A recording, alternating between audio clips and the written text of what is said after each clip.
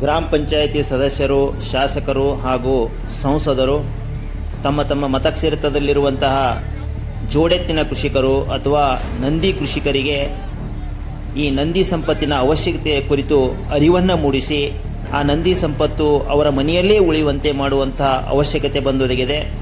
ಏಕೆಂದರೆ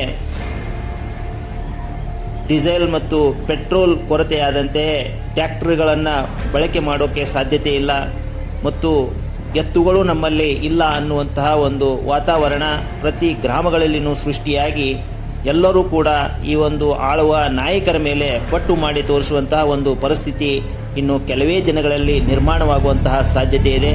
ಹಾಗಾಗಿ ಈಗಾಗಲೇ ಇರುವಂತಹ ಒಂದು ನಂದಿ ಸಂಪತ್ತನ್ನಾದರೂ ಕೂಡ ತಮ್ಮ ತಮ್ಮ ಮತಕ್ಷೇತ್ರಗಳಲ್ಲಿ ಉಳಿಸಿಕೊಳ್ಳೋಕೆ ಈ ಜನಪ್ರತಿನಿಧಿಗಳು ಪ್ರಯತ್ನ ಮಾಡಬೇಕಾಗಿದೆ.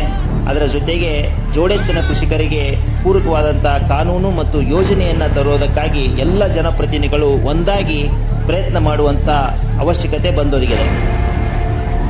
ನಂದಿ ಗ್ಯಾಸ್, ನಂದಿ ವಿದ್ಯುತ್, ನಂದಿ ಆಹಾರ, ನಂದಿ ಗೊಬ್ಬರಗಳು, ನಂದಿ ಆರೋಗ್ಯ ವರ್ಧಕಗಳನ್ನು ಬಳಸಿದರೆ ಮಾತ್ರ ಇನ್ನು ಮುಂದೆ ನಮಗೆಲ್ಲ ಒಳ್ಳೆಯ ಭವಿಷ್ಯವಿದೆ. ನಂದಿ ಶಕ್ತಿಯಿಂದ ಸ್ವಾವಲಂಬಿ ಹಾಗೂ ಆರೋಗ್ಯವಂತ ರಾಷ್ಟ್ರ ನಿರ್ಮಿಸಲು ಬಯಸುವ ರಾಜಕೀಯ ನಾಯಕರಿಗೆ ಪಕ್ಷಾತೀತವಾಗಿ ಮತ ನೀಡುವ ಸಂಕಲ್ಪ ಮಾಡಿ ನಂದಿ ಸೈನಿಕರಾಗೋಣ ಬನ್ನಿ.